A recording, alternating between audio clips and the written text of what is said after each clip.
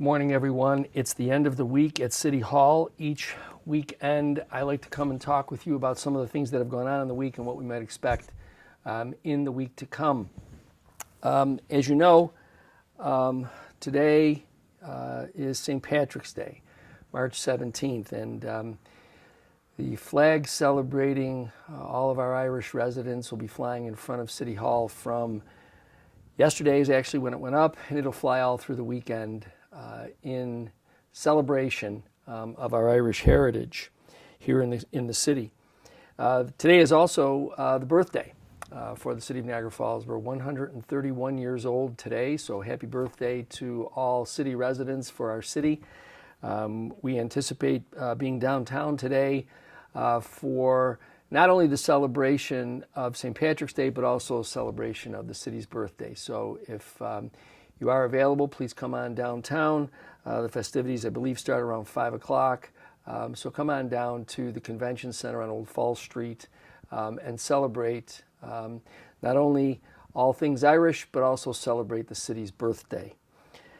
As you know, our library has a very interesting local history department. And the librarians at the public library have worked very hard to organize and catalog and otherwise make available more in a more easy fashion to the public a lot of our local history items. And so starting in April, the local history department will have new hours. On Mondays, the local history department will be open from 5 p.m. until 8 p.m.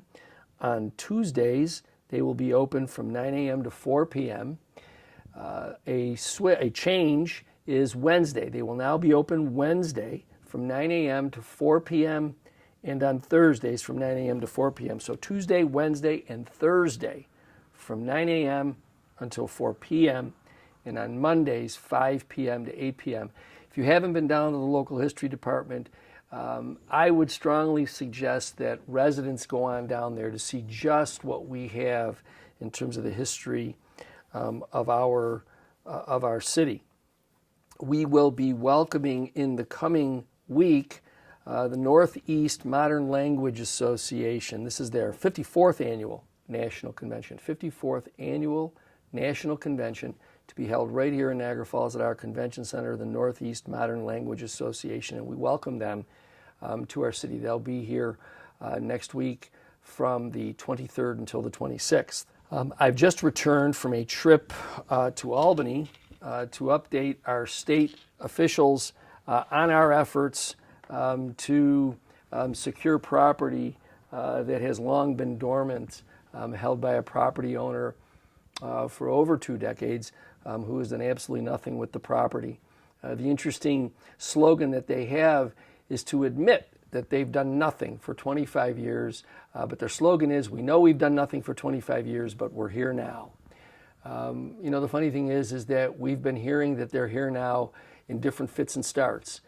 We heard that they were here now when they tore down the playground at the corner of 10th and Fall Street, only to put in some cinder blocks that they called a foundation for this grand hotel that they wanted to build, and nothing.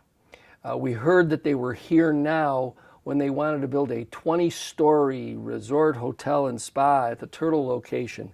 Once they realized that the state of New York was not going to make a proposal for their property, and that instead they were going to be purchasing other properties in downtown Niagara Falls, all of a sudden the glossy pictures and the fancy brochures for the splendid 20-story resort hotel and spa never materialized. For over 2 decades, this property owner has failed and refused to do anything at all that strikes as development of their property. As a matter of fact, one of the things that was most striking is that they have several properties there, over 50 structures, both commercial and residential, that are boarded up, vacant, and being left to deteriorate. Quite frankly, they have left that neighborhood desolate. But it isn't enough that they have done that. When they approached a property owner to ask to purchase the property that that person was living in, so that they can further expand their holdings. This is the person's home. And admittedly, the home, was in need of work, admittedly, but it was this person's home. Do you know that this property owner was offered by this out-of-state group $8,000 for their home? $8,000. $8,000 to pack up everything you have, $8,000 to walk away and try to find another place to live. Now, if that doesn't really reveal the nature and personality of this group, I really don't know what does. To think that they would say to someone, here's a little bit of money for you, just go away and get out of our hair. That's really the way they treated that property owner is kind of the way they've treated the city of Niagara Falls for all of these years. It's remarkable to me that there are some public officials who actually see them, the property owner, this corporate property owner, as a victim. I don't know what they're a victim of. As a matter of fact, they're so much not the victim that what they've done is they have deprived city taxpayers and shifted the burden to city taxpayers to the tune of $2.2 million over the course of the last 10 years, both in property tax reductions that result in refunds and in property tax reductions that have deprived the city of the full value on their property. It's kind of like a double-edged sword. Number one, they do nothing with their property. And so that property sits right at the gateway into our city from the south, desolate. Buildings are left to just be vacant, boarded up, and deteriorate. And then they use that as the vehicle to ask a court to reduce their property tax assessment so they could pay less taxes. When they pay less tax on their property, they're shifting the tax burden to all the rest of us. So this victim stance that they're taking and that some are trying to rally around really is sort of preposterous. This particular group has done nothing to improve the downtown district.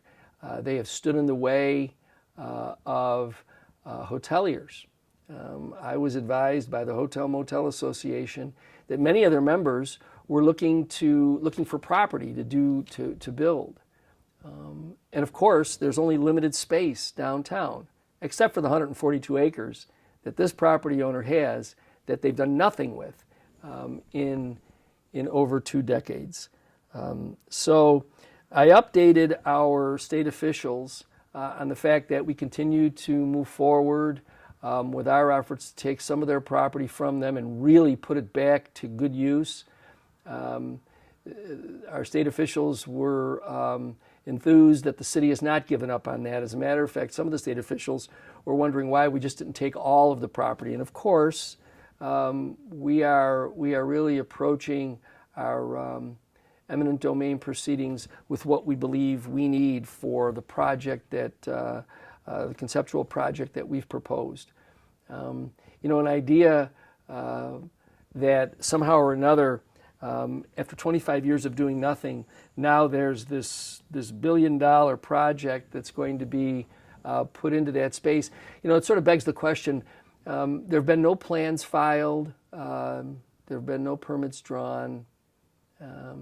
There's really been no activity that would indicate that this is really a reality. I mean, it's kind of like, again, the Grand Hotel that was going to be built after they tore down the playground at 10th and Fall Street. Or maybe it's like the Resort Hotel that was going to be built at the site of the Turtle. And now there's this fabulous $1 billion project. I don't know what's next. Maybe there's, I don't know, maybe what they're going to do is have a unicorn farm. I don't know what they're going to do. But clearly, I think that all of you, like me, get the message that all they're really interested in doing is maintaining what they have and not really concerned about this community or how they can help improve it. So we in Albany, we talked about the progress of our efforts.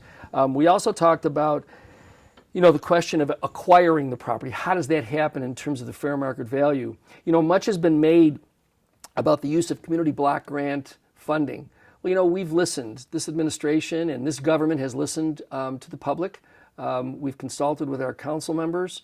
The use of community development block grant funding is not going to be the source of funding. It's not. Our administration, since we've arrived, have used that to pave more roads, to try to reduce blight where we can by demolitions of blighted properties in those properties that are not capable of remediation. And so we're going to continue to do that. That's how we're going to continue to use community development block grant funding. Instead, we are seriously proposing a bond acquisition that actually becomes budget neutral. We won't be asking taxpayers for additional funding. We won't be looking to increase taxes. So all of the noise about taxpayers being made to pay for, all of that continues to be the hyperbole that is what this property owner does, as well as the allies that they bring in, allies who are also not residents. We listen to some of these folks from other companies and from other entities. They don't live here. They don't know what we've experienced for over 20 years with this group. And of course, this being an election year, there's politics that gets wrapped into all of this. And I recognize that, and I know you recognize that. But let's not lose sight of one thing. This property owner has done nothing, has done absolutely nothing in over 20 years, and has deprived this community, both in the area of refunds as well as in tax abatement, property tax abatements, of $2.2 million. And that's just the city tax. It's probably roughly an additional over $1 million for our schools and our children. So when we look at all of these things, even the media has looked at this proposed plan and kind of remarks that it's more of the same from this group. It's waiting until something or someone has the temerity to try and say to them, enough already with you, and right away they come up with some grand project that they want to try and promote. In the end, folks, I know that you're smart enough to see through that. We're certainly going to continue to plow ahead, and with your support, we'll get to where we have to be, and then we'll take control of our own downtown destiny instead of leaving it up to people who really don't care much. They live in other parts of the country and don't really care about those of us here in Niagara Falls. It's time for us, locals, and local government, to take control of those things. And so that's what we intend to do. And I am pleased that our state representatives and our state leaders acknowledge and agree with our approach. So in this coming week, please remember that we continue to work toward advancing the interests of our local community. Don't be sold on all of these dreams that have been pronounced for over the last 20 years. Projects that never come to fruition, projects that are simply efforts to try and stymie and prohibit this community from growing. I know with your support we'll get to where we have to be, and I really appreciate that. We are also on the verge of concluding our efforts with regard to the cryptocurrency industry. We are working hard to develop a resolution that protects the neighborhood that has been impacted so much by the noise. So we hope that in the coming days we are also able to report a resolution with regard to that litigation. Again, just highlighting for you all of the things that this administration continues to do for the residents in this community. I know that often people who want to oppose the administration are the loudest. But I am enthused by the folks that I see as I go about the city, indicating that they're happy with the efforts that we are engaging in, whether it's foreclosing on corporate property owners that fail to pay their taxes, or pushing back on property owners that have failed to do anything in over 20 years. We continue to want to put residents in our community first. So again, I thank you for your continued support. We'll continue to update you as we get more information on all of this. I am looking forward to various announcements this spring with some of our developments, whether they are at Salem Magley Stadium or with our building trades partnership. So please be on the lookout for all of those things. Enjoy St. Patrick's Day, celebrate our birthday, and I look forward to talking to you again next week.